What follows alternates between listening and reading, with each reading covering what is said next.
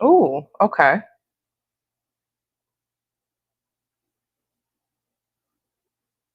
Oh, okay. Hey guys. All right, so I'm home, kind of ghetto. Improvised lighting, improvised microphone, and an improvised YouTube. I wasn't really planning on doing this today. However, due to the circumstances of the lunacy online, I I said, you know what, I'll put this together real quick and just do it at home.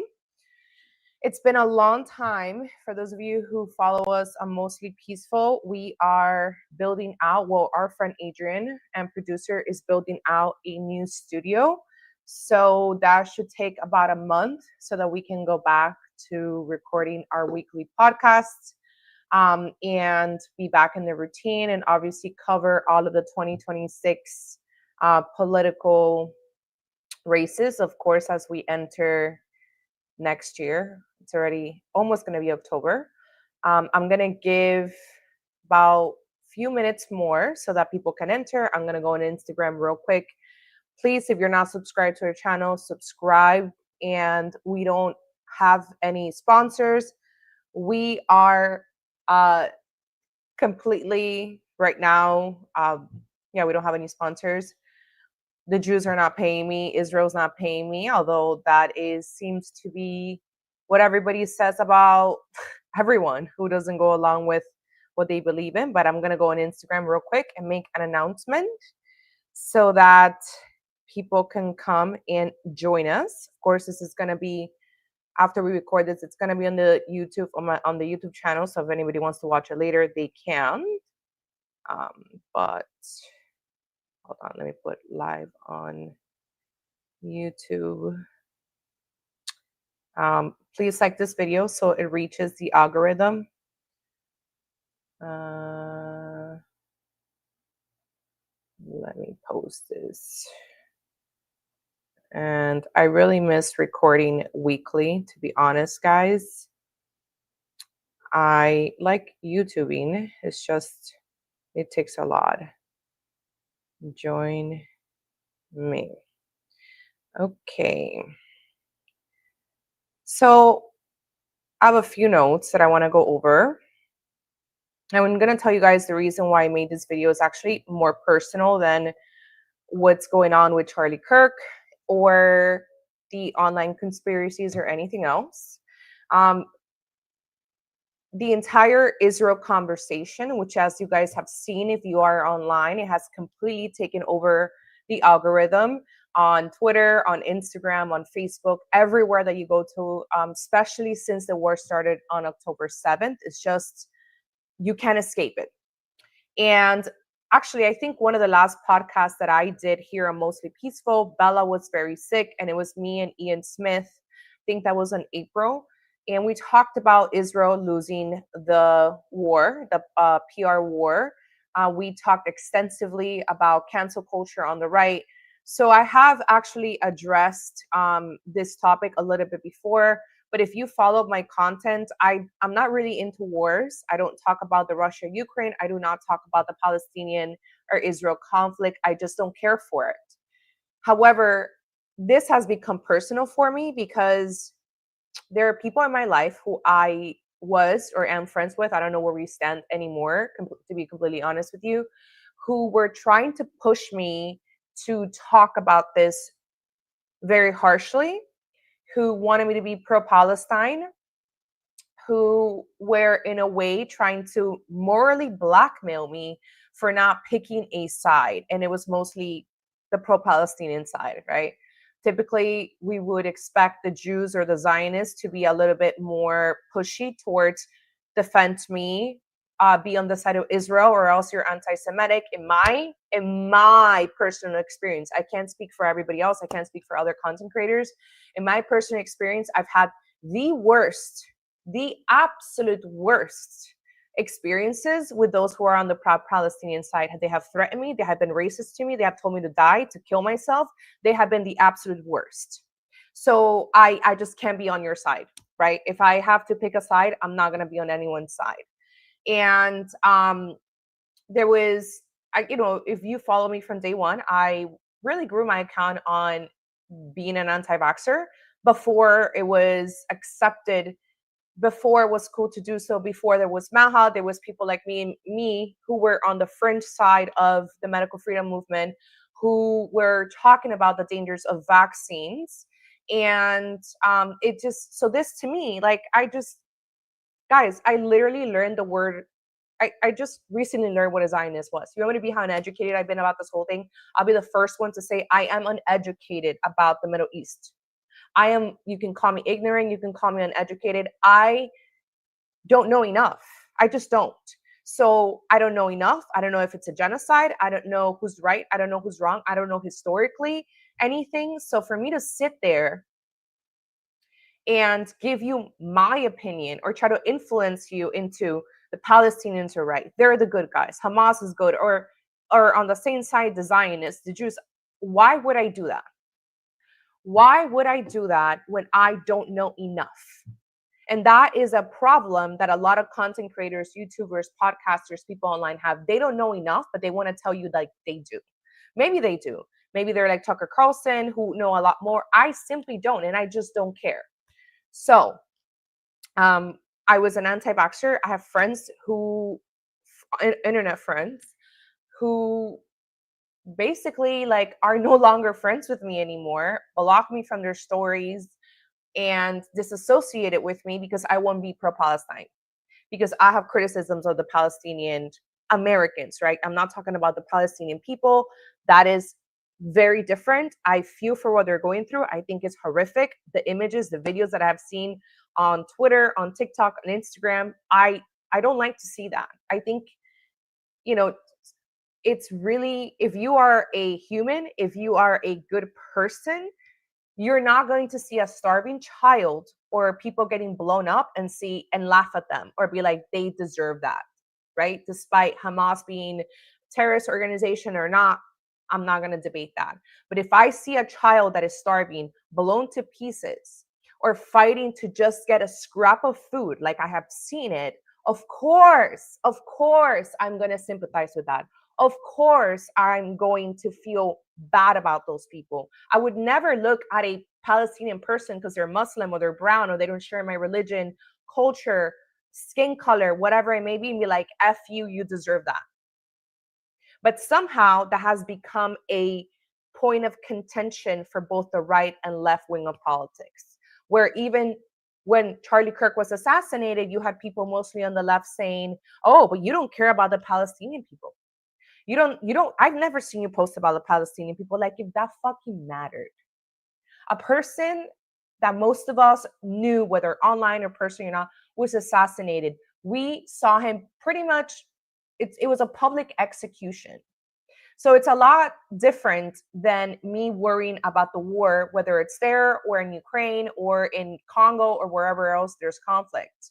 I think that part of the reason why I want to address this is because of the personal conflicts that I've had with my own friends about this, who no longer talk to me, who on the day of Charlie Kirk's assassination, his body wasn't even cold.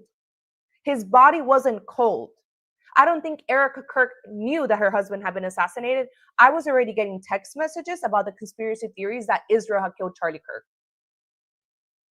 I'm in tears talking to Anthony on the phone. We are both in tears, processing what we just saw, processing the video that we just saw. And I already have the people in my life sending me videos, sending me tweets, sending me stuff about Israel killed Charlie Kirk. It hadn't even been 24 hours. 24 hours. I got in a fight with those people. We're not talking. I don't even know I won't talk anymore because I was so upset. I'm like, I can't even believe, like, are we okay? Are we okay? Like, we're not even going to let 24 hours the clock go by before we're already theorizing that Israel or Qatar or Colombia or the fucking aliens killed Charlie Kirk? Are we serious?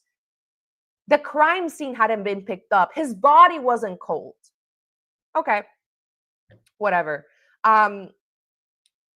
Despite never posting any pro-Israel stuff, I've been attacked as a Zionist, as a Jew, as getting paid by AIPAC.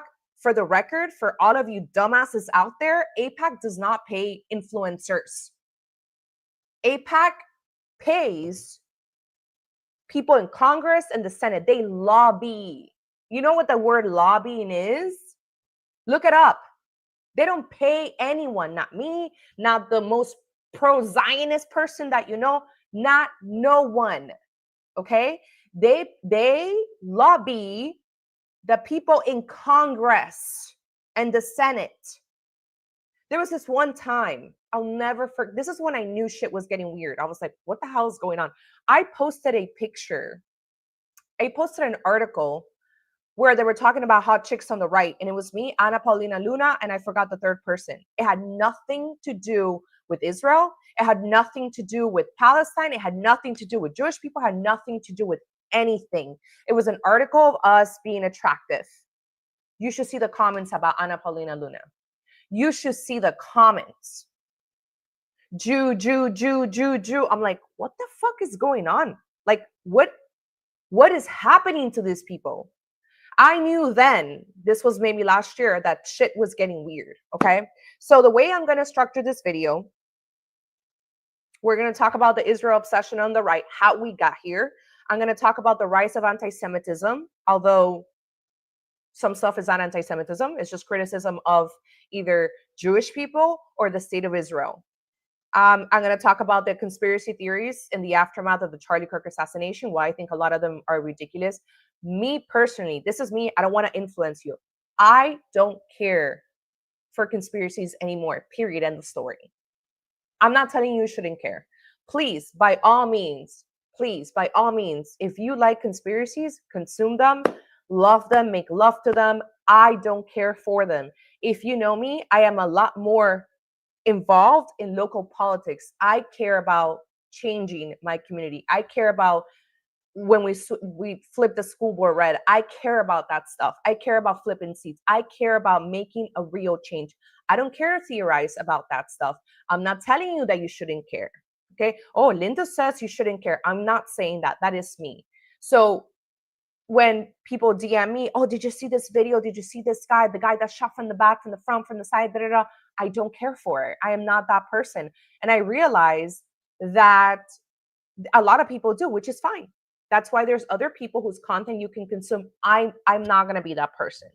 I'm also going to talk about Candace Owens and the conspiracy right, and how conspiracy content pays.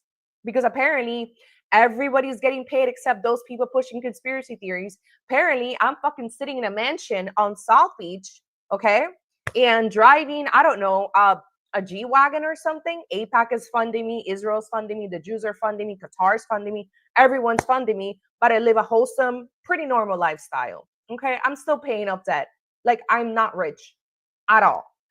And I'm going to talk about what I believe is going on the right, which is a psyop, a psychological operation to completely destroy Donald Trump's movement, to completely destroy the culture that the right has won, and how this all ties together. So if you're here, thank you so much. Please like the video, subscribe to the channel. I just said earlier that we're going to start filming. We're waiting for a new studio to be built out. It's going to be badass. It's going to be great. And we'll be consistently putting out content every single week, especially through the midterms, which once again, I do care about politics. Okay. I know you guys are like, oh, both sides are the same bird. I'm not going to vote anymore. For some reason, guys, the right wing of politics, it is the only side that has conspiracy theories that don't encourage you to vote. When I put that tweet out there, and I've been asking liberals, my liberal friends, I said, do you guys have people on your side that encourage you not to vote? They're like, no. It is only our side. Our side, because you know why? Showing up for elections actually matters. It does. I know you guys are like, oh, everybody's pro-Israel, everything sucks. No, it matters, right?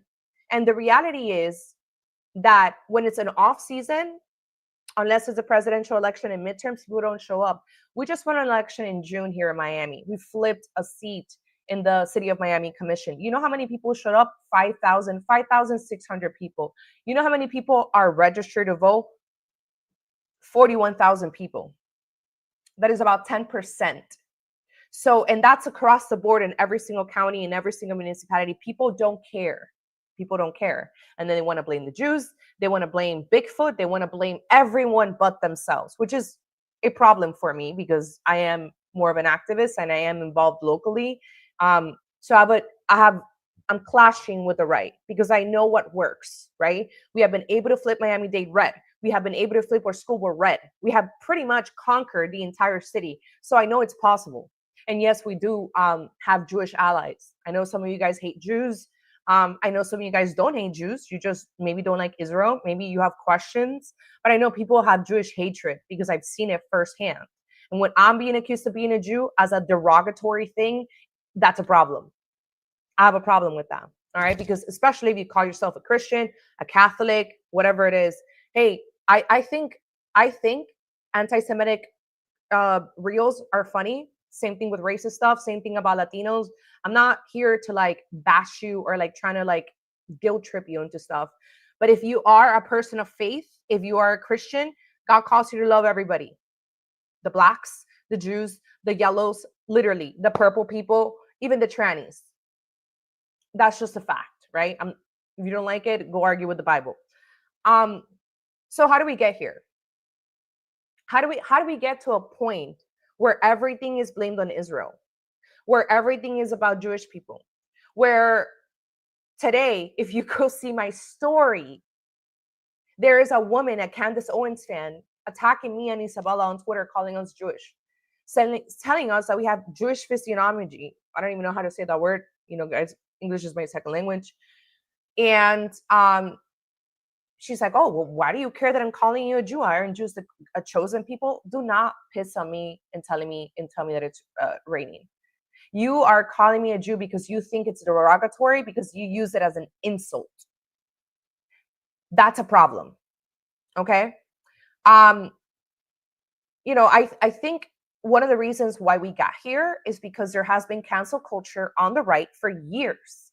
When it comes to Israel, when it comes to question Israel, when it comes to question the government of Bibi, when it comes to people like Nick Fuentes. For those of you who follow or don't follow Nick Fuentes, I've been following Nick Fuentes and who he is since 2019. He actually blocked me on Twitter on 2019 because I was like making fun of him for being he used to support Andrew Yang in the 2020 elections, despite him saying that he's always been pro-Trump. That is not true. He supported Andrew Yang in 2020, just like he supported, I don't know who he supported in 2024. I think he actually said that not to vote. But I have been following certain people on the right that because they did have questions about Israel, they were canceled. That is 100% true. Anybody who tells you that it's not, it's a liar because we've seen it firsthand. There are people, of course, who have Jewish hatred, who genuinely believe that Jews are roaches, literally.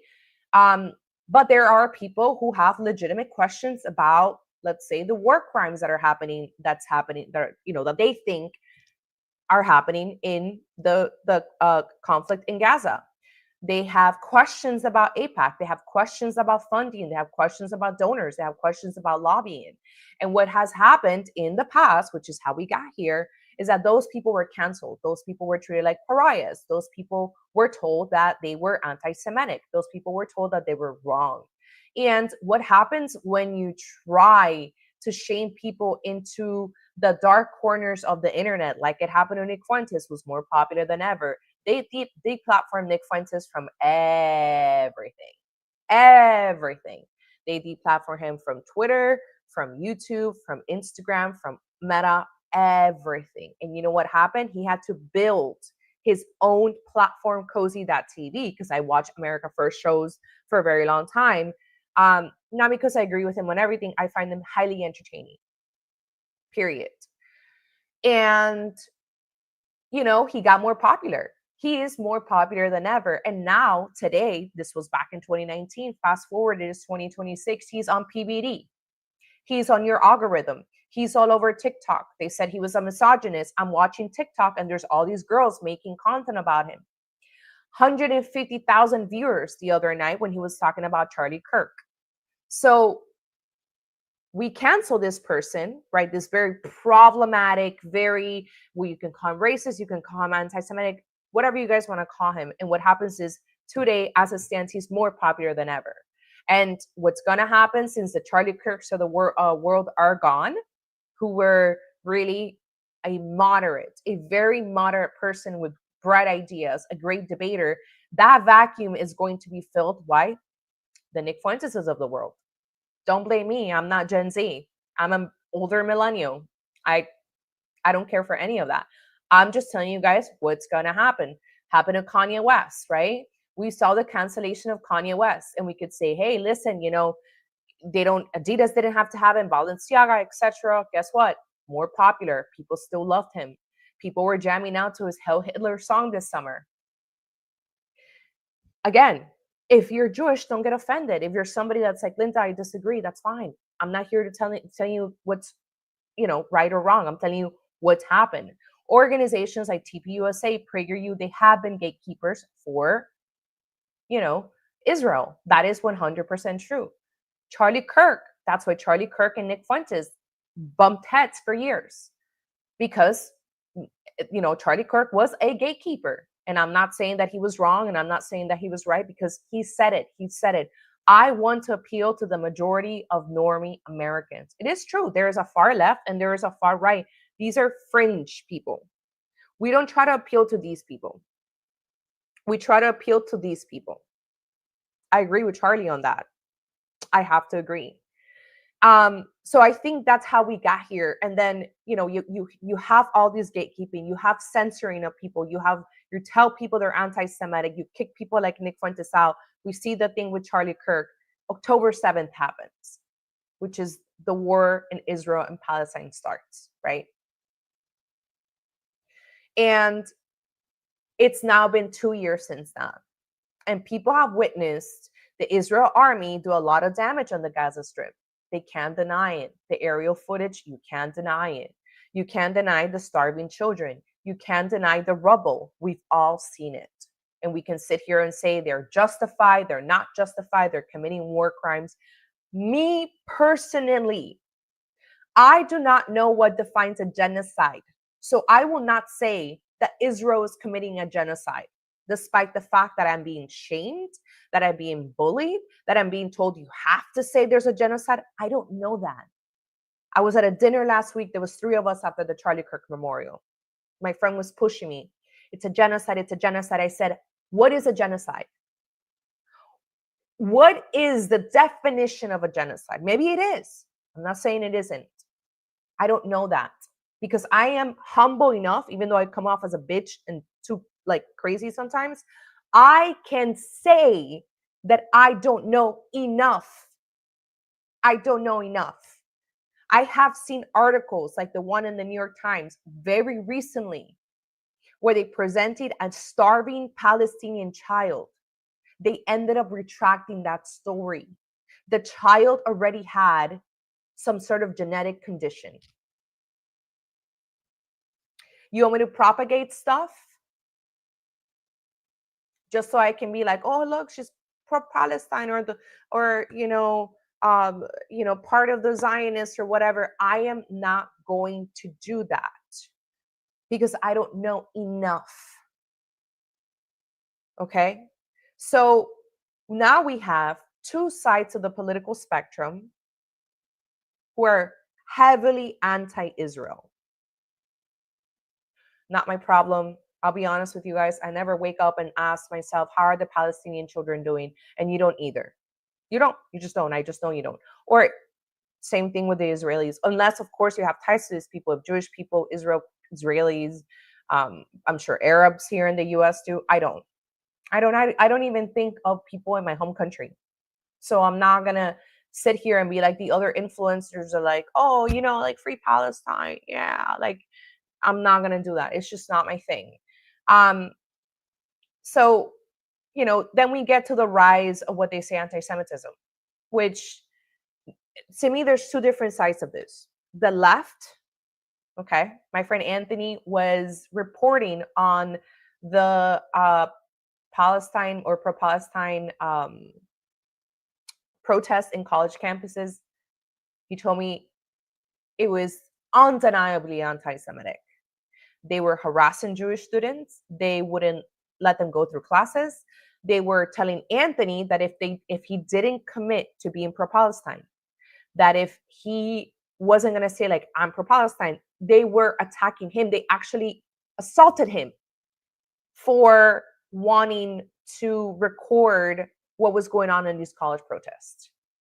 Okay, so it is undeniable what's going on in college campuses. That is mostly on the left. The right doesn't do that.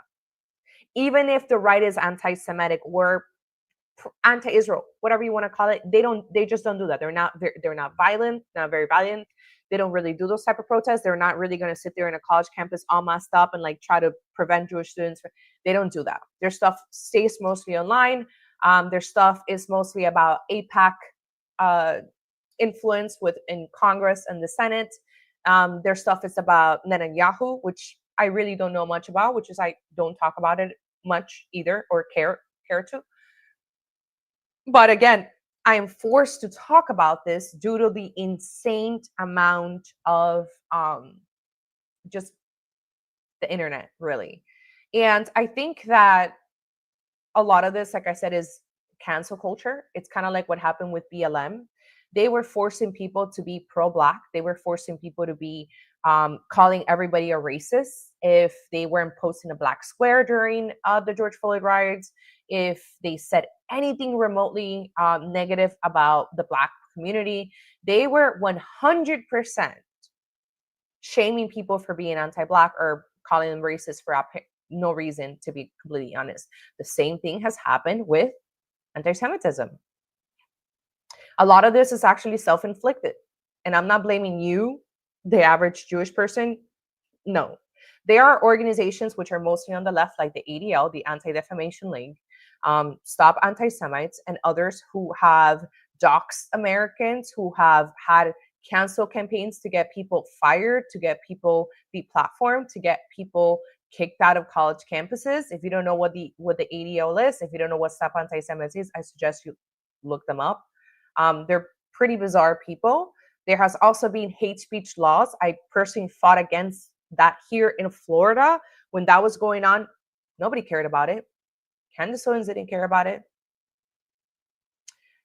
Jake Shields didn't care about it. Nick Fuentes didn't care about it. Nobody cared about it. It was Isabella and I fighting these anti-Semitism hate speech laws all by ourselves here in Florida. We're getting called Nazis by State Representative Randy Fine, who's now a congressman. All because we didn't want to bring hate speech laws to Florida. That passed. Governor DeSantis has flown twice to Israel. You know why people have questions about Israel? For the weird things that people do, Republicans do. They're fucking weird. They're flying to Israel to sign laws for states like Florida. Do you see? Do you see how weird this is? So like I have to talk about this, even if it upsets some people, and hoping that there's Jewish people listening so that they understand why we are here. Okay? Representative Randy Fine, who's now a congressman, back then he was a state representative here in Florida, decided to write hate speech laws after the Kanye West, after the Kanye West had his crazy meltdown about Jews and all this stuff. And there was a group, I forgot their name, I think they're white nationalists or something. There was a group of men who were delivering flyers across different neighborhoods in Florida, exposing the Jews. They were talking about, everybody in Disney is owned by Jews. Everybody in the Trump administration is Jewish or somewhat tied to Jews. They were just making all sorts of connections to Jewish people, and they were dropping off these flyers in different neighborhoods in Florida. And of course, some of the flyers were dropped off at the houses and homes of Jewish people, who then, called the police, went to their state representatives and said, enough. We don't like this, or this is going to hurt us. Some of them said, the next Holocaust is going to happen if we allow this to happen. That was already 3 years ago, 2 or 3 years ago. So State Representative Randy Fine decided that he was going to create anti-hate speech laws to prohibit people from doing this. And so what he did was, because you can really have hate speech laws, but what you can't do is figure out loopholes to punish people. So what he did was like, okay, so if you litter, if you put these flyers with any anti-Jewish propaganda, then instead of giving you just a fine for littering, which is $500, we're going to give you a felony. And that felony can land you in jail for like 5 years. I fought that. I fought it. I spoke to the people who wrote the bill. I told them that the lobbying people behind the bill were actually part of the ACLU, which is a liberal organization. And I told Republicans, why are you guys following the lead of the ACLU, which is a liberal organization? I fought it tooth and nail. Isabella and I, we still have content up on Mostly Peaceful. You could go see it. Did anybody at that moment call me a Zionist? Did anybody say that I was paid by AIPAC? Did anybody support me at all? No. Of course they didn't. Of course they didn't, because they don't actually care about laws. They don't care about change. They care about name calling. They care about shaming, and they care about conspiracies. The right has become obsessive with conspiracy theory. It's disgusting. It's like they're addicted to porn. They can never get enough. It's like they're literally conspiracy masturbators is what I call them. There's been hate laws in Texas. So Republicans in power have actually caused, in my opinion, a lot of these mainstream anti-Semitism that you see online because of the hate speech laws that they pass, because they like to call everybody who questions Israel or anybody anti-Semitic. And then there's normal people like me who just don't care. If I have something to say about Israel, I will.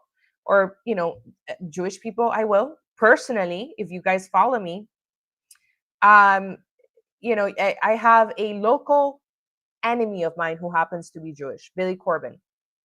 And I don't hate Billy Corbin because he's a Jew. I hate Billy Corbin because he's a piece of shit and a liberal and a bad person. But Billy Corbin is the perfect example of why there's anti-Semitism in the world. Billy Corbin likes to use the fact that he's Jewish to call everybody anti-Semitic for no reason. I mean, literally, like if you call him by his real name, which is William Cohen, he will call you anti-Semitic. And he's done it to everybody. He's done it to the mayor of Coral Gables. He's done it to me. He's done it to the Miami Young Republicans. He's done it to Joe Carollo, who's a commissioner. He's done it to every single Republican in power. Everybody's anti-Semitic. That is a problem. Because there are actual people that hate Jews, and there's people that you just want to call anti-Semitic so that you can ruin their reputation, because you know that ruins people's reputation. Okay. So that is a problem. Now, let's go into the Charlie Kirk assassination. Charlie Kirk is assassinated. I'll be honest with you guys, I was wrecked. Okay. I got COVID at the same time. I think my immune system from the shock was, I got my period at the same time. Like I was physically messed up.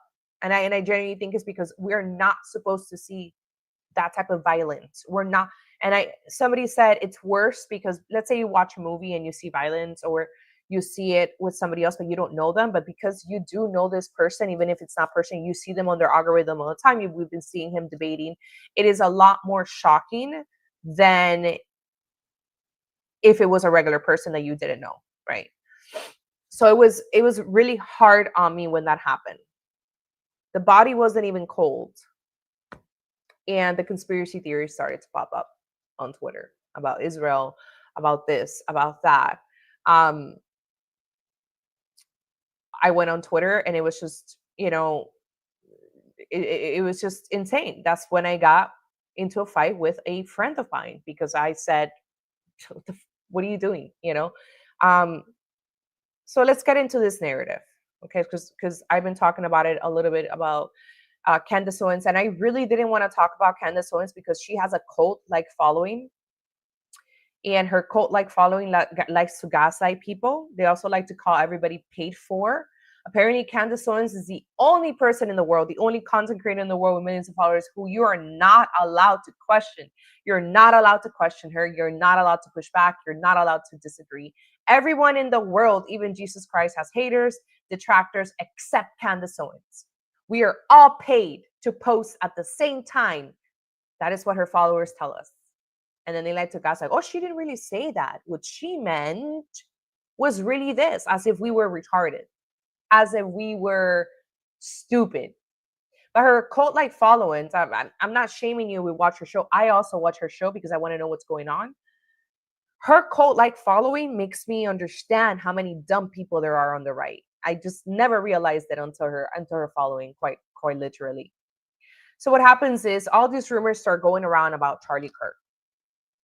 That months prior to that, Charlie Kirk was the videos immediately started, propagating social media. That Charlie Kirk was having fights with his donors, some of them who are Jewish, because he was starting to question Israel and he was going to turn on Israel. And then there was the rumor that he was going to be turning into a Catholic and he was going to convert into Catholicism. And then there was a rumor that he had been offered $150 million by Israel, by Prime Minister Netanyahu, and that he turned it down. And so now, like, even though you're not directly saying Israel killed Charlie Kirk, why are you bringing all this up? Because you're alluding to it. You are alluding to that. Again, they're not saying that Israel killed Charlie Kirk. No, you're not directly saying it. I mean, some people are, but you are alluding to it. You have speculation in all this. Okay? So don't sit here and tell me that you're not directly saying that Israel killed Charlie Kirk when everything else that you're saying has to do with Israel, that he was blackmailed. Then we learn that there was some sort of influencer retreat, which now we learned the truth. I actually watched Xavier's podcast today because he was part of that retreat and he talked about what happened. Of course, they're not going to believe him because Xavier is pro-Israel. So they're going to, oh, you're just being paid by the Jews. I believe Candace Owens, even though she wasn't there. Anthony, thank you so much. Guys, if you want to send a super chat, that would be great. How much is Israel paying you to make this video attack Candace? Not enough. Not enough. I'm still driving a VW Jetta, which is a very basic car. I wish I could drive a Lambo, but I'm just not. I guess Israel has not sent me enough shekels for me to buy a better car. So, we learn, the FBI comes out with, like, here are some pictures. There's the weird old guy that apparently was like, take me. Listen, I am not saying that you shouldn't have questions. You probably should. I don't care. I'm going to let the FBI handle the case. This is just me. I have other things to worry about. I can't worry about being an investigator. If Candace Owens wants to do that, good for her. She's done. I'll be honest with you guys. I think she did a great job with the Andrew Tate interest in Tate case. I'm 100% on board when it comes to that case. I know that they were framed. I know they're not traffickers. I watched her whole show. This was about 2 years ago when she was still at the Daily Wire, maybe more than that. Completely agree with her. Completely agree with her on the Harvey Weinstein stuff when she's actually showing, not speculating, when she is actually showing evidence. I like that. And I'm not talking about evidence like the Macron stuff, which is 5 episodes to tell you that she's a tranny. Sorry, I'm not on board. But when you are showing me the text messages like she did with the Andrew Tate, when you're showing me the emails like she did for the Harvey Weinstein, yeah, I'm on board with her. But when the FBI, it hadn't even been 24 hours. Charlie Kirk got assassinated on the 10th. By the 11th,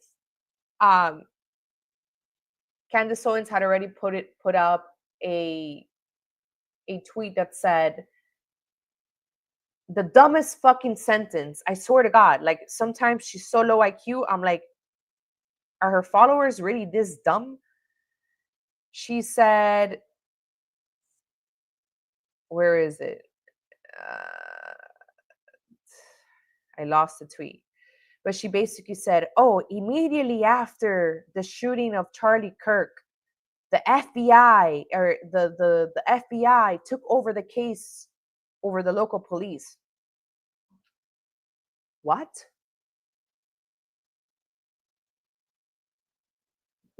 What? They have no intentions of ever solving this case. It hadn't even been 24 hours. She tweeted this on the 11th. It hadn't even been 24 hours. Charlie Kirk got shot on the 10th. I really wish I could find the tweet. And I looked at that tweet and I'm like, what is she doing? Like, what is she doing right now? Why is she already? Oh, here it is on 9/11.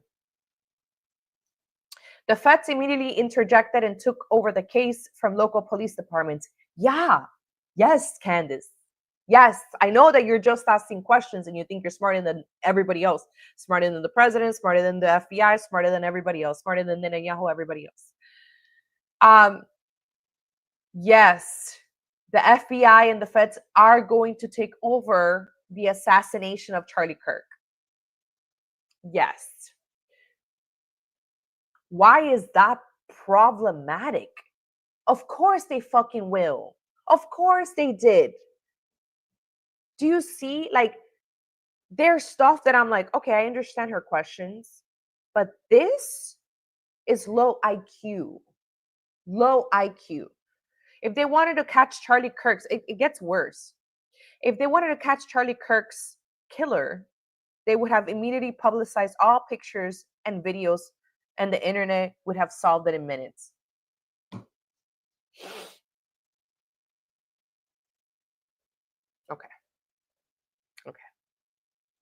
Okay. Well, no, we're not gonna let the internet solve the case of Charlie Kirk or anybody for that matter. That's why we have these agencies. Even if you don't trust the agencies, if you want to question them, I welcome you to do that. We're not going to do that. And this, I've told my friends privately. I told Anthony. I've told Isabel that watched it, and I've told other people. I've said, I want you to watch the Idaho 5 murders on Amazon Prime. If you guys don't know that, it's the 5 college students that were stabbed to death in Idaho, in a very small town in Idaho where nothing ever happened over the night, and only 2 of the roommates survived. When the whole case was going on, they hadn't catched the killer yet. One of the things that I noticed that they talked about was the influence in social media and how so many conspiracies popped up during that time that people even tried to point to the roommates, the surviving roommates, to say that they probably had something to do with the case. They looked at the boyfriends of the girls and the friends and the sorority sisters as possible, people involved with the case. Even after they caught the killer, these people were still being harassed. So don't tell me that the internet is not a dangerous place, because it is. It really is. And I think for me, one of the biggest problems that I have as somebody that has been affected by Antifa, as somebody that has been persecuted by Antifa, as somebody has seen people be radicalized by Antifa, as somebody that has seen Antifa go to the school board meetings to dox parents, vandalize the pregnancy clinics here in Miami, I know that the threat of Antifa is real. Yes, it's real. If you haven't been targeted by Antifa, I know Anthony has, even physically, it's real. I know you want to blame Israel for everything. I know Jews are sitting in a little room and they're just with their Jewish space lasers doing everything. But the threat of Antifa is very real. So I do have a problem when later we find out that perhaps this alleged shooter, I don't know if he's the only one. Now they're saying there's 2. Hey, listen, I welcome everything that you guys want to ask, not to me, to the Candace Owens of the world, to everybody else. Me personally, I'm not going to try to solve this case. I don't care to. It's just not me. But I have a real problem when people want to dismiss Antifa as a threat to Americans and just look at Israel as a killer. Let me tell you something about Mossad. Everyone's obsessed with Mossad. Apparently somebody else that pays me. Also, I'm sponsored by Mossad. Mossad is a very highly intelligent agency. If they were going to assassinate Charlie Kirk or anybody for that matter, they would have done it with precision. They would have done it like they did that beeper operation that they did a few months back with the terrorists. I forgot their names. Maybe it was Hezbollah or something. That was a perfectly done operation. They were able to get these beepers that had bombs in them to their enemies and then blew their balls, literally. That's how good they are.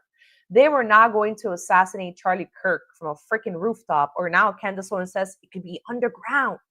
Boom, someone popped up. And,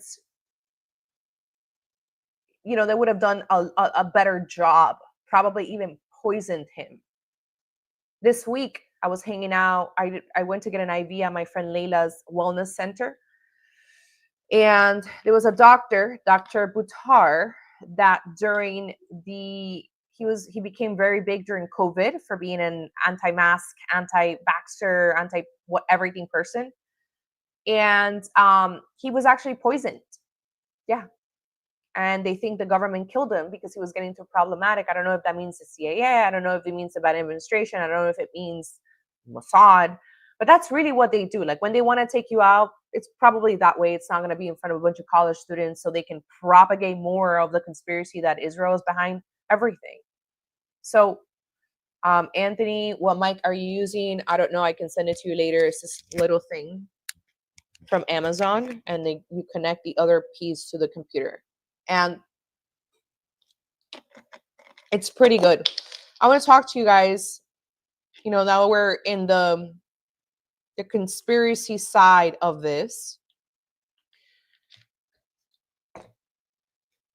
Candace Owens has her first series, even though she says it's not a series. I think Anthony actually debunked that on his podcast.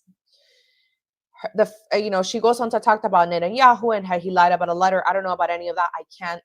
I don't know about that. But I do want to talk about the meeting in the Hamptons that she said. She said, and I posted it on my story, still there, that Charlie Kirk had an intervention by Bill Ackman.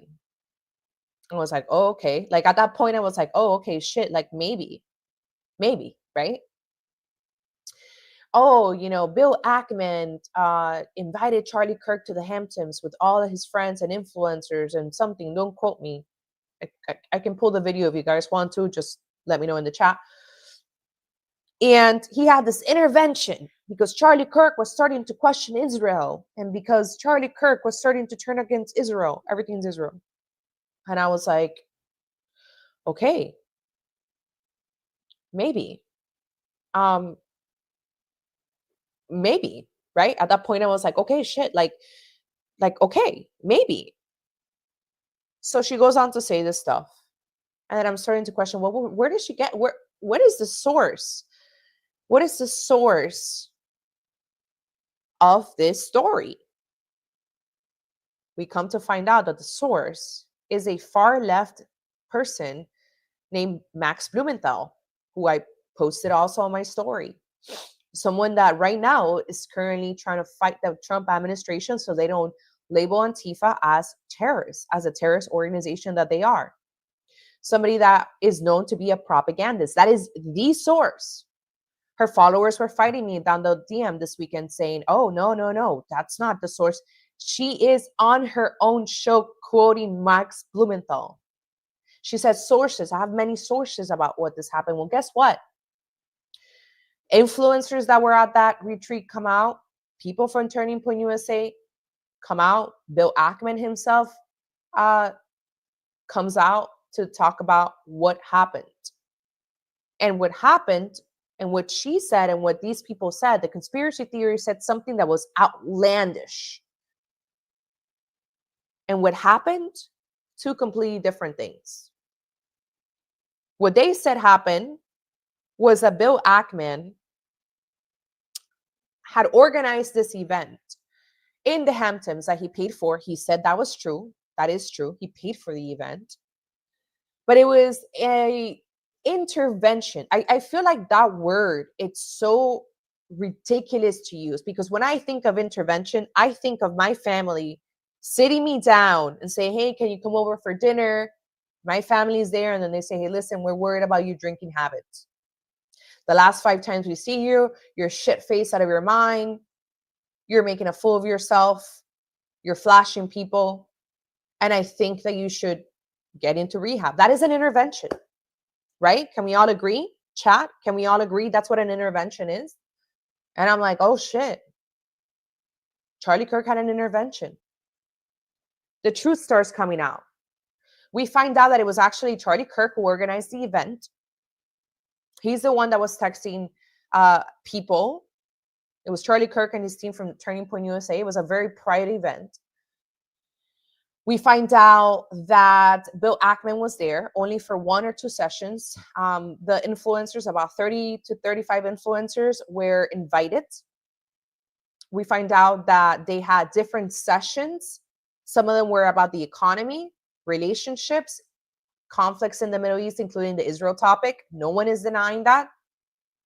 Candace Owens said that there was a screaming match between Bill Ackman and Seth Dillon and Charlie Kirk and all this stuff. Today, I watched an entire video by Xavier, who was one of the influencers that was there at that retreat, 36 hours.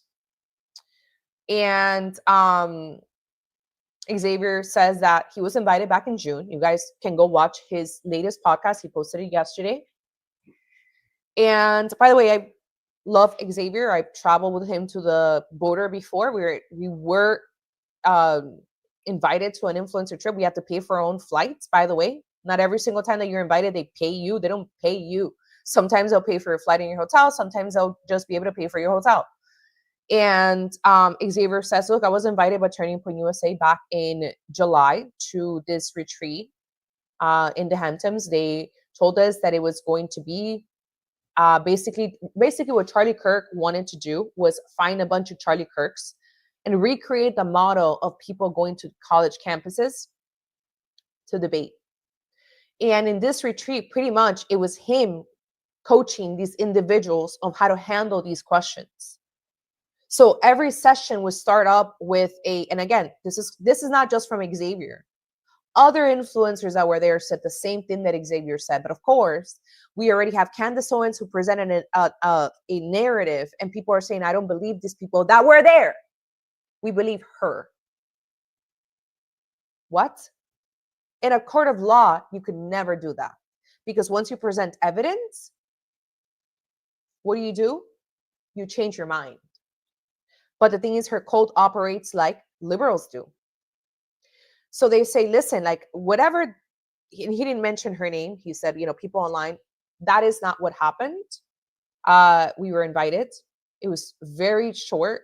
We had lunch. Yes, there were heated discussions because every single session would start with Charlie Kirk asking a very loaded question. One of the questions that was asked, and he said this specifically, was, what would happen if I tweet right now that Netanyahu Bibi should resign or something like that? And a girl in the back said, well, if you did that, then you would be anti-Semitic. To which Charlie replied and said, I don't want you to do that. That is blackmail. That is moral blackmail. From that sentence, the other side said that Charlie Kirk was being blackmailed. Do you see how they get little pieces of truth, embellish them, and create a narrative that is just simply not true? Xavier said, I think I saw Bill Ackman in one session. I don't remember. We all went to lunch. We all went to dinner. We had wine. We had fun. If there was some sort of conflict, I never saw it. It would never happen in front of us. And he's not the only one to say that. There's another influencer. I don't follow her. I think her name is like Patriotic Teacher. She has 2 videos about the same thing. She never bashed Candace Owens. She never said she was a bad person or my cat or a good person. All she said was, look, what's going on online simply it's not what happened at this retreat. And I want to clarify what happened. Go see her comments. Go see her comments. Derangement syndrome. Candace Owens' fans under the comments, insane. I don't believe you. I don't believe you. I don't believe you. Now, that's as far as the Hamptons retreat. The source is Max Blumenthal. He still has the article up. People like Ian Carroll, you can go to their timelines where they're, oh, did you read the article in Gray Zone? Yeah, Gray Zone, which was owned by Raw Story, one of the worst far left communist Marxist propaganda. Like, I would rather join hands with the Taliban and wear a fucking burqa before I join hands with the far left because they hate Israel too. And you know what? I shouldn't even say that because the Taliban probably hates Israel too. But I would rather join the cartel before you catch me posting far left propaganda like Max Blumenthal, which is I have a problem with, which is why I'm criticizing Candace on my story, Ian Carroll, and everybody else. That's who the source is. They said that the Charlie Kirk was offered $150 million by Netanyahu. Do you know how illegal that is? I said to myself, are these people that low IQ? Are they pretending to be, or what? No foreign leader will ever, just by legal reasons, will ever do that. If they were going to do it, I'm not saying that he wasn't offered some sort of money. It was probably going to be through Israeli-American donors, because that's what you do. It turns out that today Max Blumenthal said, I never said it was 150 million. So now they're retracting, right? I never said it was an intervention. Oh, no. Now they're doing mental gymnastics on my story. Okay, Candace, well, maybe it wasn't maybe Charlie did organize it, but then it was an intervention. Are you a fucking idiot? Are you that stupid? Do you really think that Charlie Kirk needed to put together an event, invite all these people to have an intervention? Like the people that wanted to have an intervention with him couldn't just call him out to dinner or lunch or a retreat just with him and his wife? I cannot. Now you have people saying, do you not agree with, you think that Tucker Carlson and Megyn Kelly are lying? I never said that because I've never talked about the donors. No, I don't think they're lying because I heard Charlie Kirk with my own ears. I heard Charlie Kirk with my own ears when he talked and said that he told Megyn Kelly, Megyn, they've even told me that you're anti-Semitic because, whatever questions she has. And he said, this is just ridiculous. I'm an American first. I'm allowed to question this. And he was having these open format panels with multiple Gen Z people where he was talking about the Israel situation because it's gotten so out of control. Now, what do you guys think? The leader of the largest political student organization in the nation, who is a staunch pro-Israel person, Christian Zionist, evangelical, is going to turn on Israel, or that he was trying to figure out a way to build bridges, which is what he always did, and to see how we could address this issue with Gen Z being very anti-Israel. What do you guys think? He was going to turn anti-Israel? No, he wasn't. No, he wasn't. No, he was not. His book, which is set to launch in December, is going to talk about why Christians should observe the Sabbath. I don't know. Shabbat Shalom, whatever the Jews do on Fridays.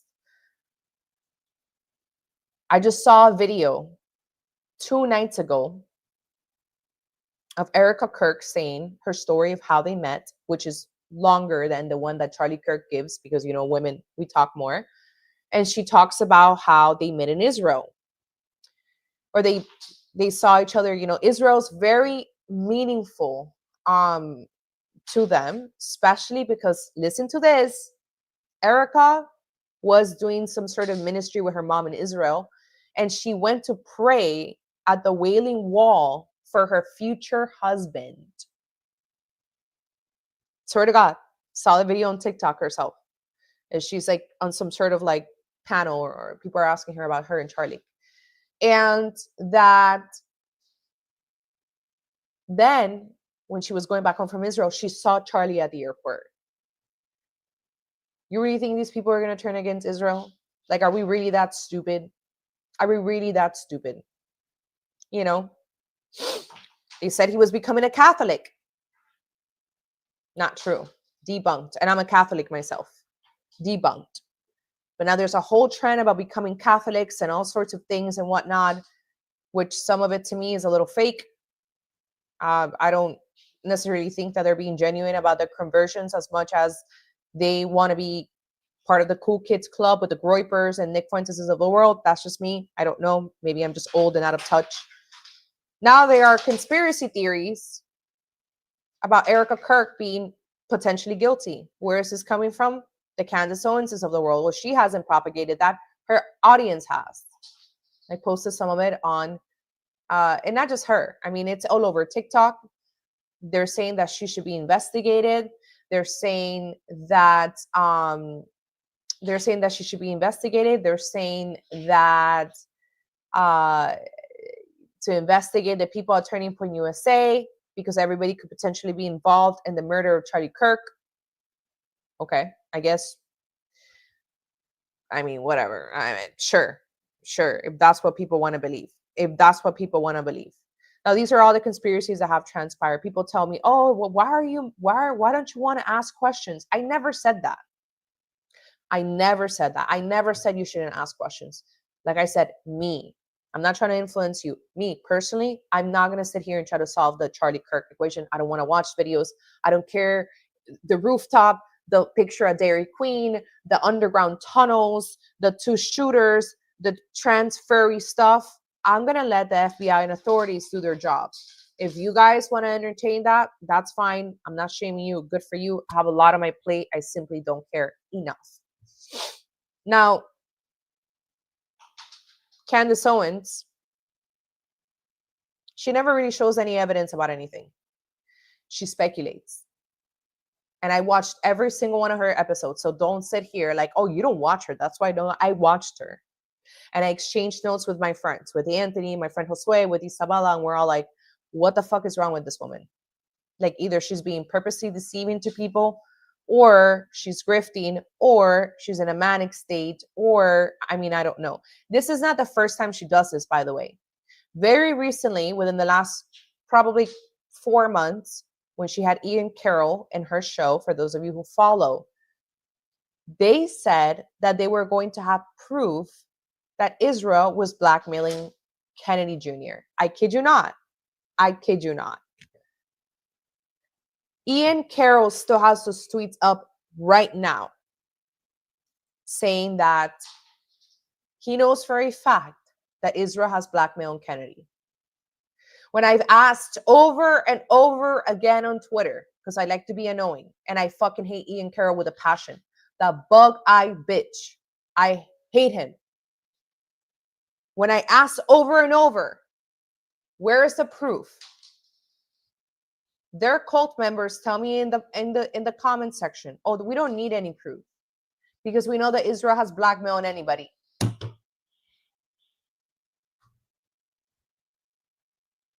Really? We don't need any proof? Okay. That's how we do things nowadays. It's just, we don't need any proof. We just, okay. All right, cool. No problem. There was this one video, Anthony and I laugh about it all the time, where Candace is interviewing Harvey Weinstein in jail. And she's like trying to get to like him to say that mind you, he's Jewish, by the way. And he's like, oh, but who screwed you over? Who did this to you? Who screwed you over? And she's like waiting for him to say Israel, the Jews did it, Hollywood did it.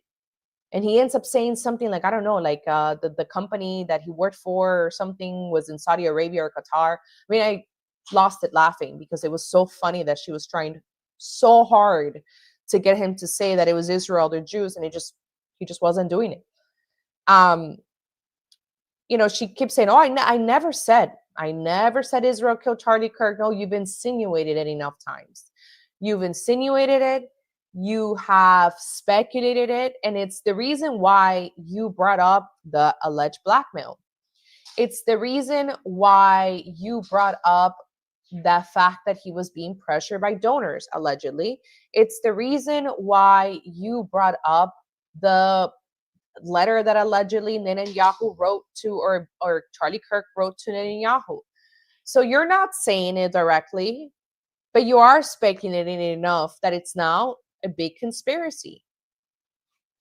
When people say you need to look at what Charlie Kirk was saying on the Ben Shapiro show, you need to look at what he was saying on October 7th in the PBD podcast, it all relates back to Israel. So don't tell me that you're not saying that just because you're not directly saying it, you definitely are speculating it, and you are making people think about that, because that's what her show is all about. That's why I had to tune out for a bit.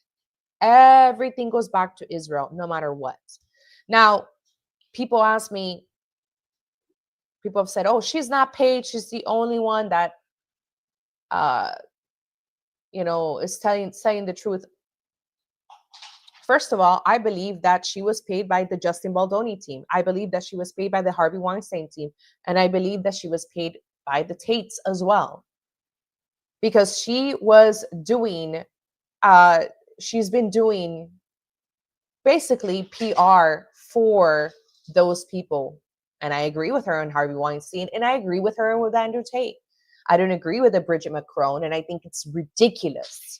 And I'm not going to get into that because there's a whole feminist side to that story, which people haven't thought about.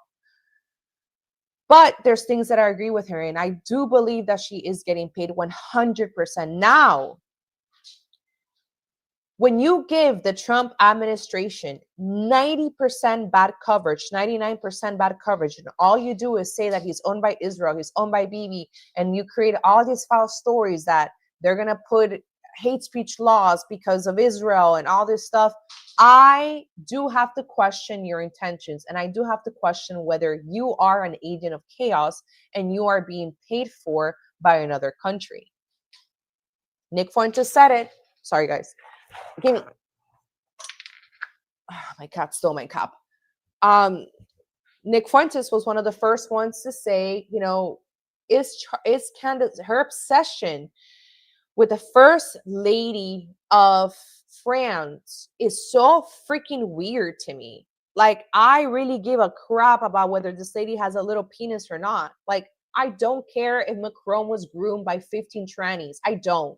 Sorry, I don't care. Probably, maybe she is. Who the hell knows? Don't care. I don't care. I just don't. I don't care. You guys do, that's good for you. But you have to wonder, is she, my cat Khaleesi, she's obsessed with caps.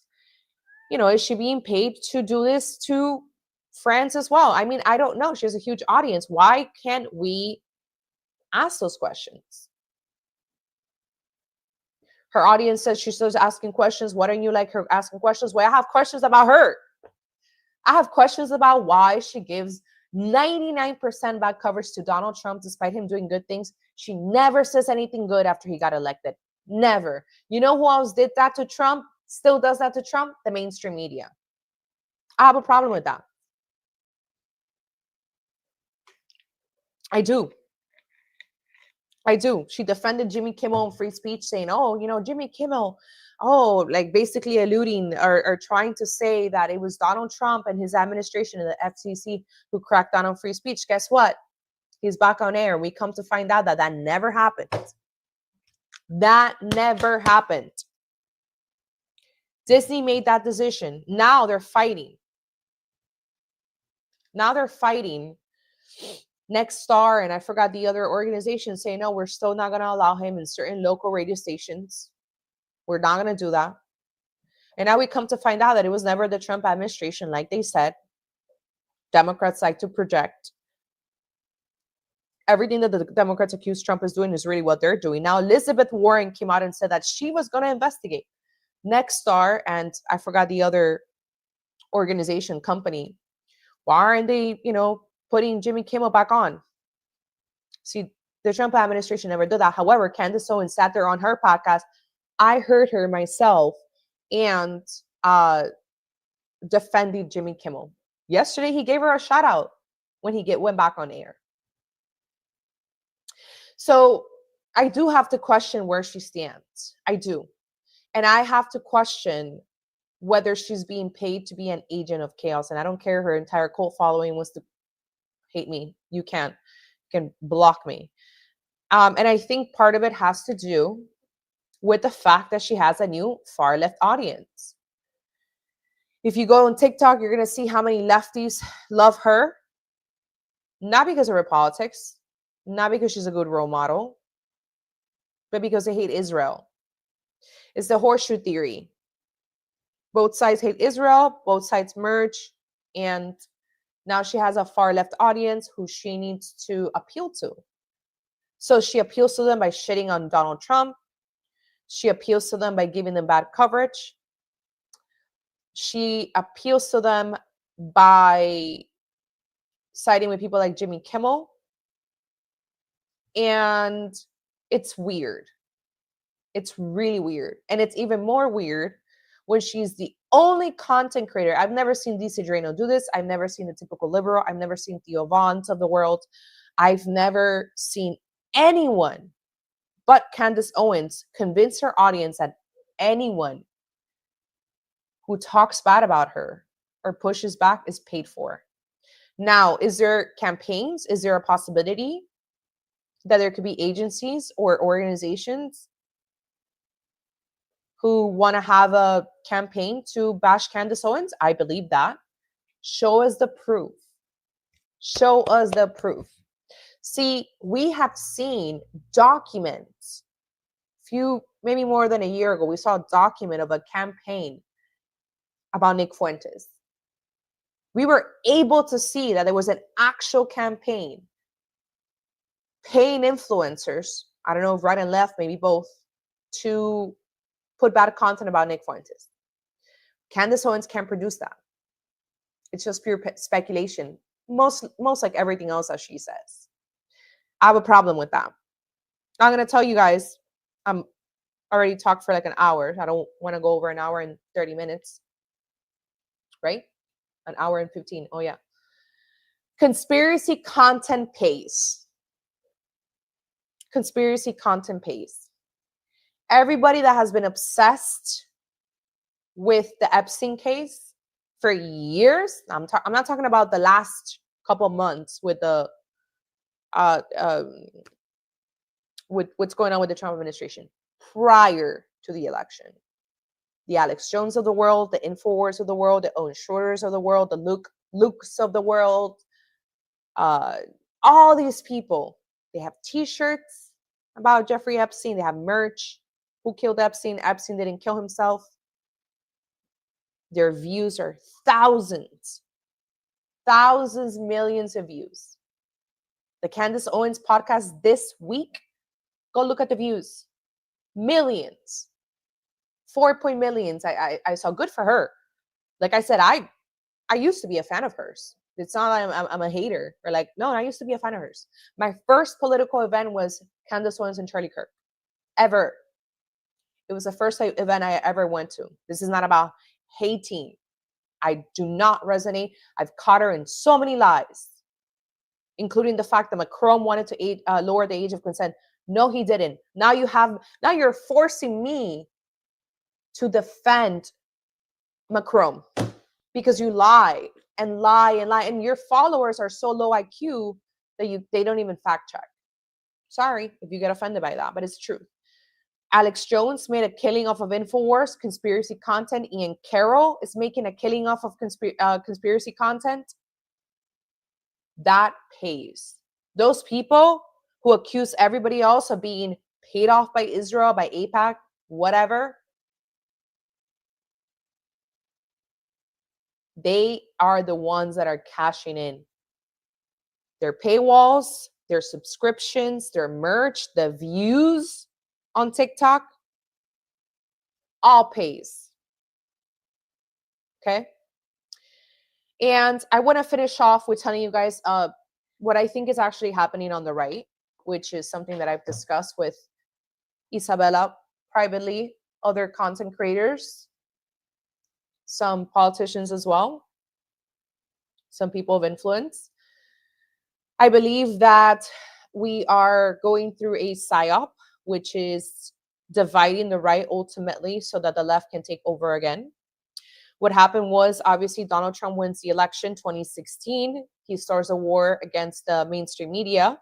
We defeat the mainstream media now. There's a new media ecosystem that is born. And that media ecosystem obviously gives birth to all sorts of people, from smaller content creators like myself to bigger content creators.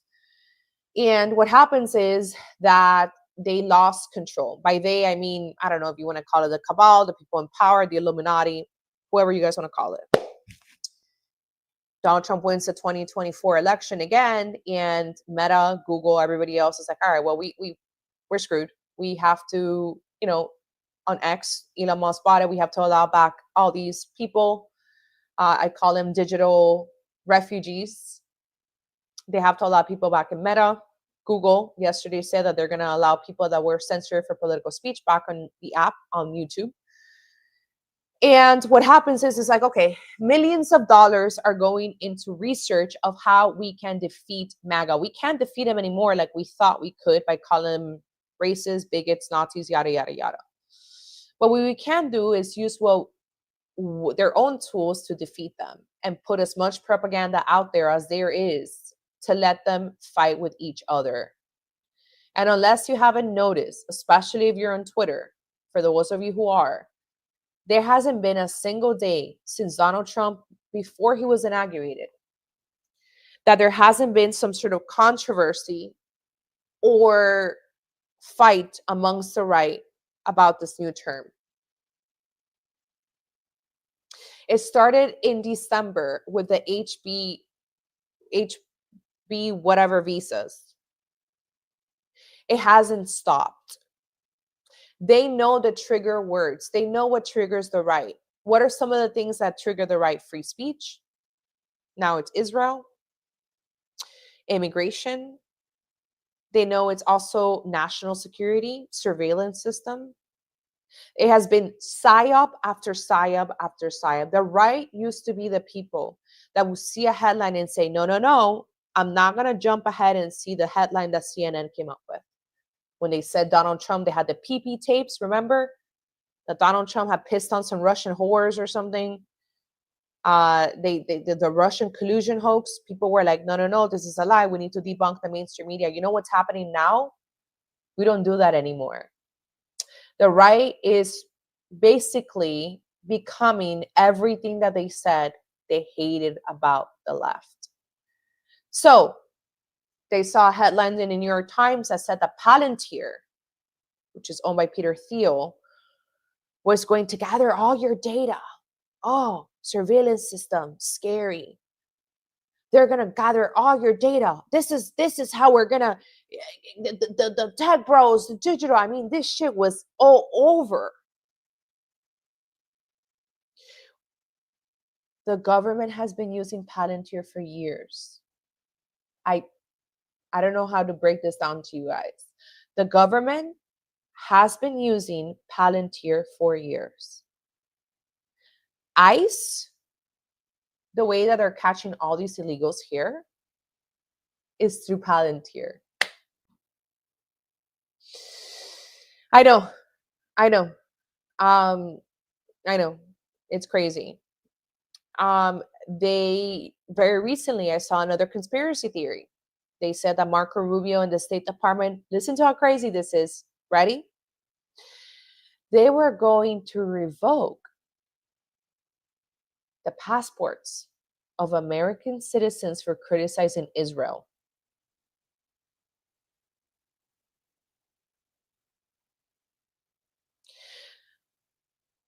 Does that even make legal sense to you guys? Of course it wasn't true.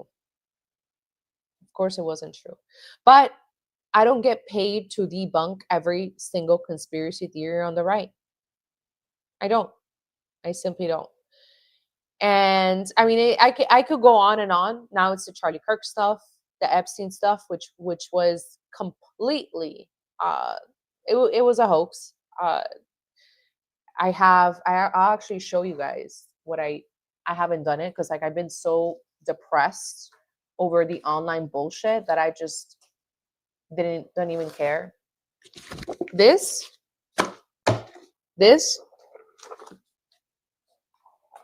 these are Epstein files. Do not tell me that the files do not fucking exist.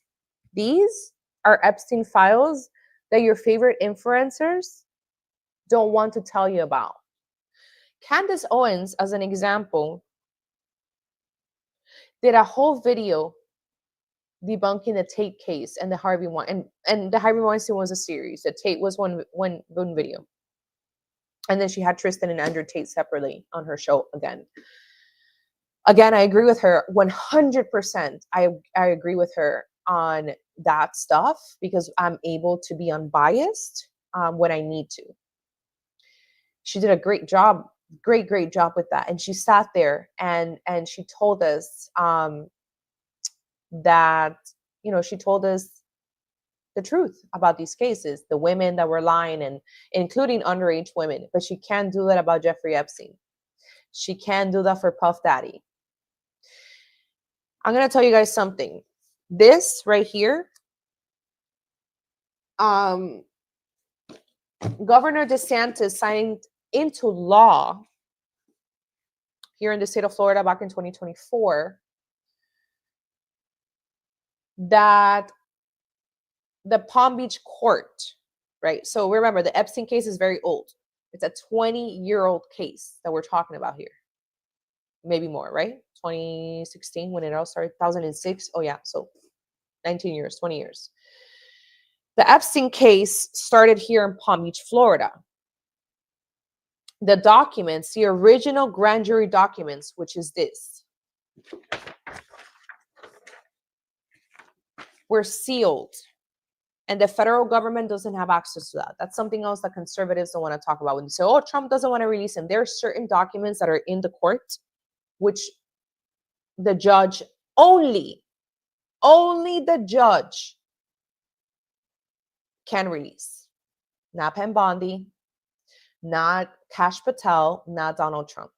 You don't like the way the system works?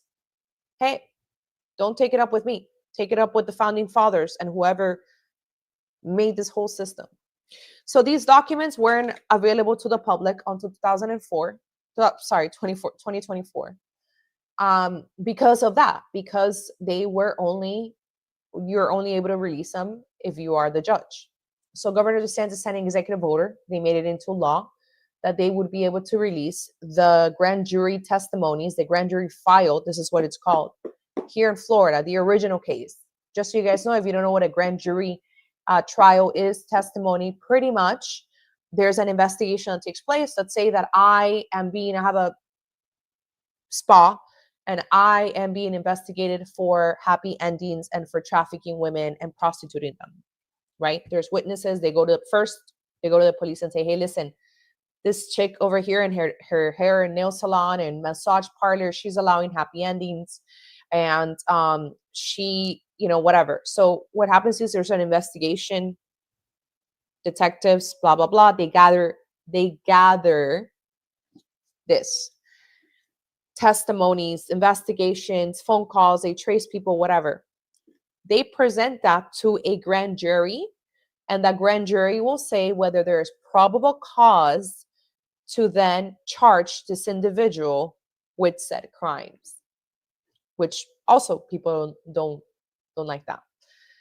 They don't like that that's how our system works. They just think that we can just charge whoever, but that's how it works. So before Jeffrey Epstein was charged with anything, there was a formal investigation. There were documents, there were witness testimonies of the underage women that he was recruiting, not him, other women were recruiting to massage him. It is this that has been sealed until 2024. He signed it into law. Part of the law said that the reason why they were able to release it to the public was because he was dead already, and the women were much older, and they were okay with that. There was a whole press conferences. You guys can look this up. Just to Google Governor DeSantis 2024 Epstein files, and you're gonna see. This debunks everything that anybody has ever told you about Epstein, including the fact that the women were pretty happy with him, including the fact that there's no one else involved but him in the case, including the fact that Ghislaine Maxwell was never mentioned here as a recruiter, but two other women that were never charged were the recruiters, his assistants, including the fact that Jeffrey Epstein treated these women pretty well, put him in college, gave him cars, gave him apartments, their own words, not mine. And I read this whole thing. I have notes. I may do a video about it, but I'm probably going to get called a pedophile enabler. Pedophile enabler, that's the new thing with the right. This actually became the Leave All Women case for the retards on the right, the right-wing retards, like I like to call them. They talked about lying about their age. They were underage. They were never trafficked. They never left his home in Palm Beach. Everything that they have ever told you about the trafficking, the people that he allegedly, the cameras, not true.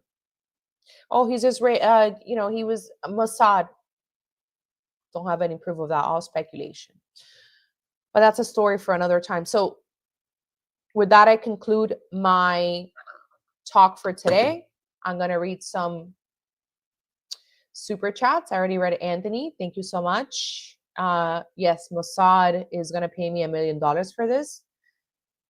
Erica, thank you so much for your donation. Wendy, here to support a Latina. Thank you so much. I appreciate that. Diana, I think they think you're Linda Catalina Steinstein. Yes. Should Erica sue Candace? I don't think so. I mean, Candace isn't really defaming anyone at this moment. She has not, in my opinion, crossed the line into defamation of character. She does not have any control over what her followers or fans say, so I'm not going to put that on her.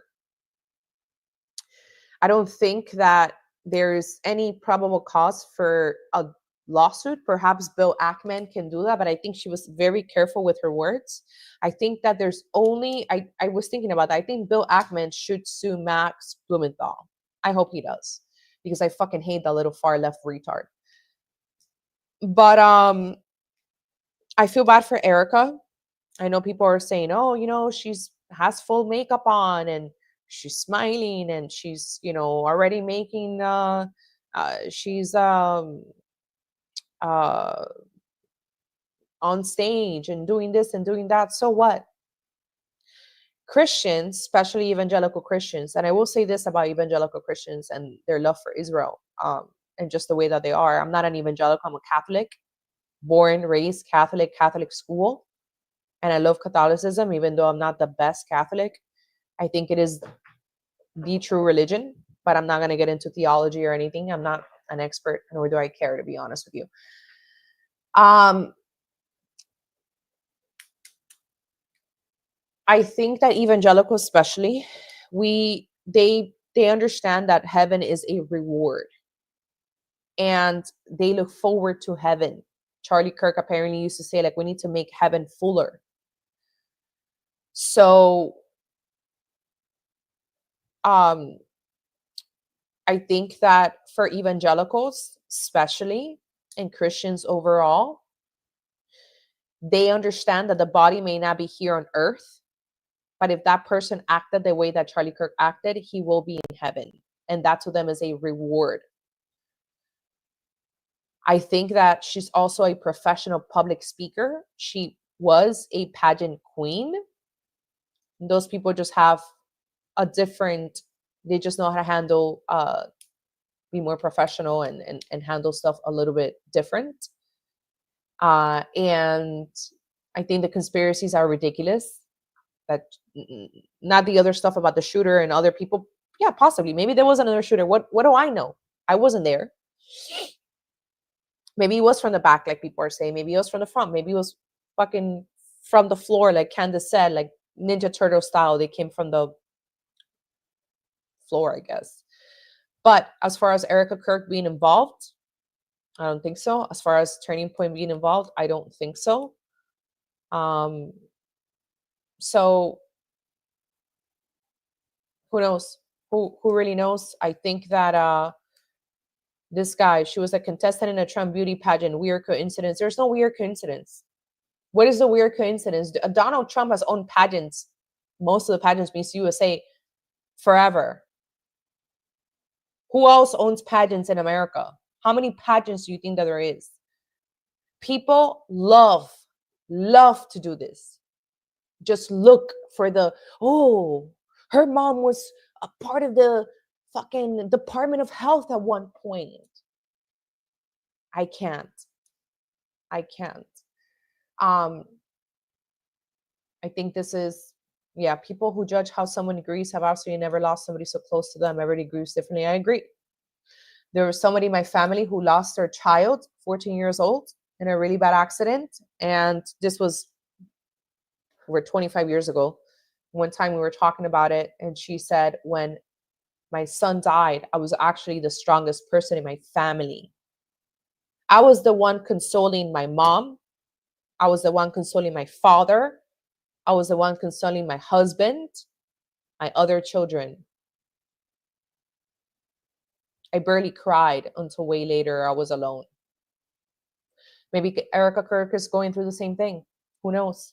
What do I know? I've never gotten my husband shot. She has 2 children.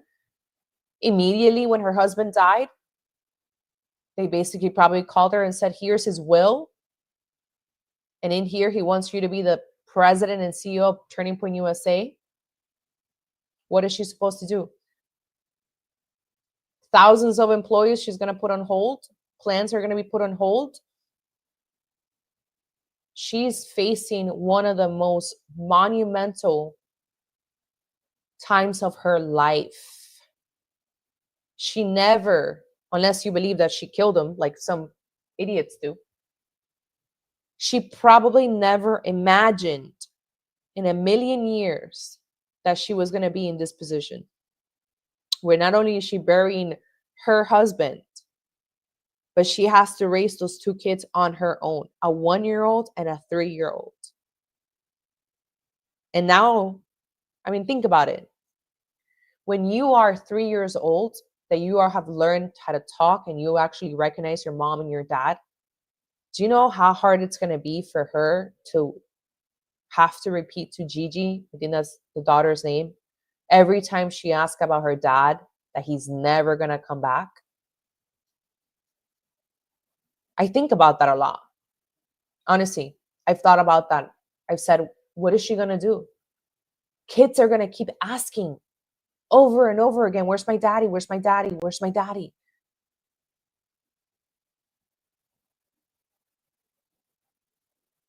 And people are online speculating that she could have possibly killed the father of her children.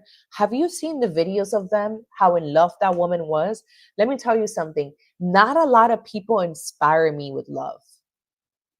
I feel like most couples are fake as fuck, honestly. Like, I've been around couples that I'm like, I don't see the love. I feel like you just got with him because you were like aging out and like scared to be alone. And I feel like you just wanted to get married. Those two, actually make me believe that there's love out there. The way she looked at him, the way she spoke about him, the way he talked about her, it's got to be really difficult. And for people to just sit here and go through her whole life, seeing people, oh, here's her mom, she worked in Romania under this. Now she trafficked children, guys. Also, just so you know. So I don't like to go into the conspiracy side of things. I have other things. There's like 3 races that I'm gonna get involved here in Miami. I care about that. I don't care about other stuff, to be completely honest with you. But if anybody has any other, I think somebody else sent me a super chat.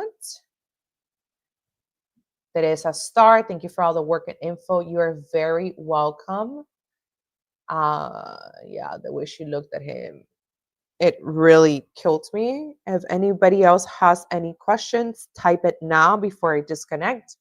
I am going to go play tennis in the morning, so I'm going to go to sleep very soon, and I have to feed my other kitten, my tiny little kitten. I can't bring him here because it's in the other room and it's sleeping.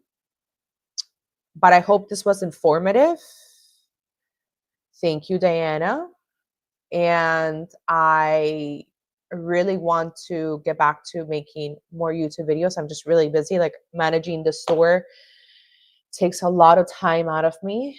And quite honestly, I've been kind of depressed over the nonstop fighting on the right, the nonstop conspiracies, the nonstop. I will close with this. I'm not from here. I wasn't born in America. I'm very grateful to live here. It is my favorite country. Every time I go to Colombia, please don't get mad at me, I think it's a shithole. Sorry, I just do. I cannot wait to come back to Miami. Like, I love living here. Okay, I don't care about the traffic. I don't care about the Cubans. People don't speak Spanish or English, whatever. I don't care. I love this country. And this is why I fight for this country. Or else I would just be doing, probably posting my ass online would pay me more. Despite people calling me a grifter or whatever, which is fine. And the way that people, especially the right, has been so ungrateful of President Trump, it's unreal to me. It is unreal. And I don't know if it's because I'm an immigrant. So I'm like so grateful to be here. I don't know if it's, I'm guessing it is. I told Karine Tatum that. I stopped posting for a week and she said, hey, is everything okay? She side texted me. And I said, no. I said, I don't want to post anymore. I'm sad because every time I log on social media, it's negativity. Negatividad, negative.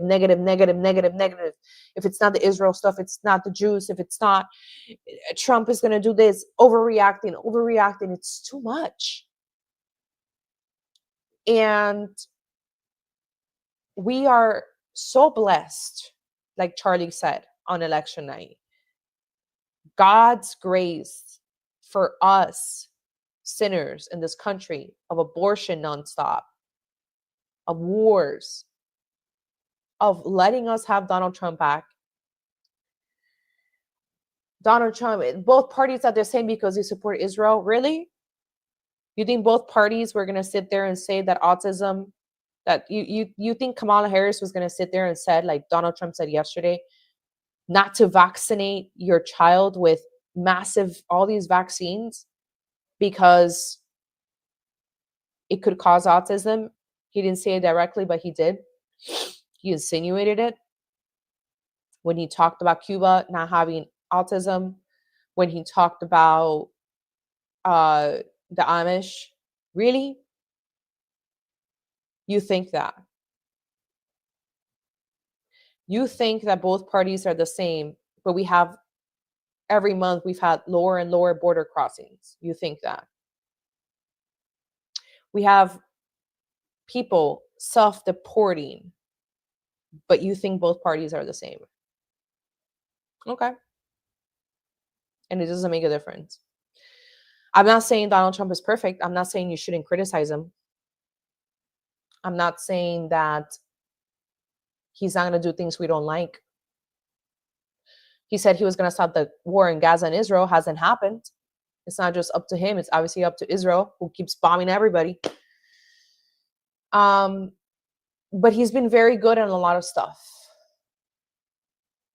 I met with I actually also want to talk about a Jewish person that I really like. My friend Leila Centner. I was with her on Monday. She has a wellness center. I was telling you guys, I went to get an IV. I posted it on my story. You know, they say that Jews own the media, Jews own everything. Jews are just in a little room with their Jewish space lasers controlling everything. And my friend Leila Centner, I met her during COVID 5 years ago, because I was suing Miami-Dade for the unconstitutional mask mandates. And she really liked my work, and she's an anti-vaxxer and a massive donor and supporter of Kennedy, of his organization, the Children's Health Defense. You guys don't know, that's Kennedy's organization. He has dedicated his life into finding the root cause of, childhood conditions, not just with vaccines, but environmental factors. My friend Leila is a big supporter of his. During the COVID pandemic, Leila made the very tough decision she has a school of telling her teachers not to come to her school if they were vaccinated, and that went viral. And she was heavily attacked. Her reputation was ruined. The Miami Herald, the New York Times. I mean, you could Google her, Google Leila Centner, and see all the bad PR, all the bad articles that there is about this Jewish woman, this Jewish philanthropist, and then tell me with a straight face that all the Jews own the media. Tell me that, when one of my friends, one of the best people that I know, somebody that fought tooth and nail against the federal government, against the vaccine industry, against big pharma, tell me that a woman that is worth millions of dollars, who lives in one of the most expensive mansions in Miami, has the power to stop them from talking shit about her and ruining her reputation. Tell me with a straight face that every Jew is able to do that, when I have my own friends here in this city who are worth millions of dollars, members at Mar-a-Lago. Look up the membership at Mar-a-Lago. They are not even able to stop the media from ruining them with all the money that they have. With that, I will close. Julia, thank you so much. I appreciate it. I appreciate every single person that came here and listened to my thoughts. This will be posted on the YouTube channel. If you want to rewatch, if you want to share it, please subscribe, please like. I will be announcing on my story probably within the next couple of days or weeks when we will be back on air. Like I said, we are waiting for a friend to finish this beautiful studio where we're going to be recording every week, God willing, putting God first in everything. And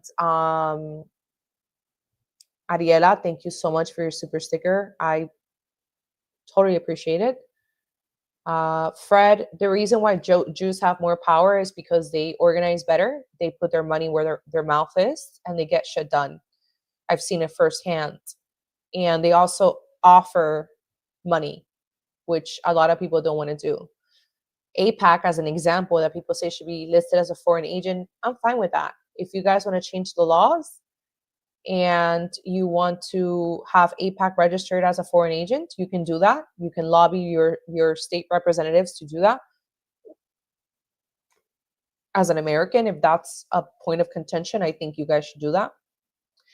But we here in Miami, Cuban Americans, I'm not Cuban, but I consider myself an honorary Cuban. us Cuban Americans, or Cuban Americans here, have a lot of power because they lobby and they organize.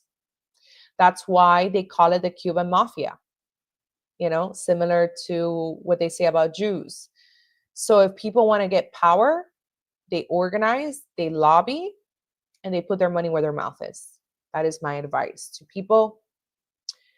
Touche Roosbay, hi Linda, long time no chat. Where is Bella? So this was an improv live. Bella is actually in Tallahassee. She's taking care of business, political business, there for a day. We do a lot of stuff that we don't tell the public about, but she is in Tallahassee right now. I think she's doing something about election integrity. So of course we're gonna have the show together. This was improv. Like my YouTube channel, I can't go live on it yet. So I had to go live in this one, but she will be back on the show, of course, when we start recording weekly. But she's taking care of business in Tallahassee. So, Cubans don't have an unwavering loyalty to Cuba. You'll be shocked how many Jews in this country, which majority of them vote Democrat, 80% of Jewish people vote Democrat, also don't have an unwavering loyalty to Israel. They actually, a lot of them are actually pro-Palestine. A lot of them, like our mayor is Jewish. Her son right now is actually going against his mom because he's pro-Palestine. Most Jews, the Cuban lobby actually, it's not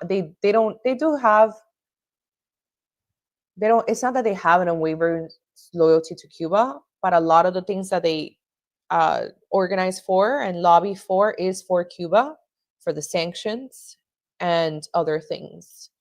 And you're not going to change people.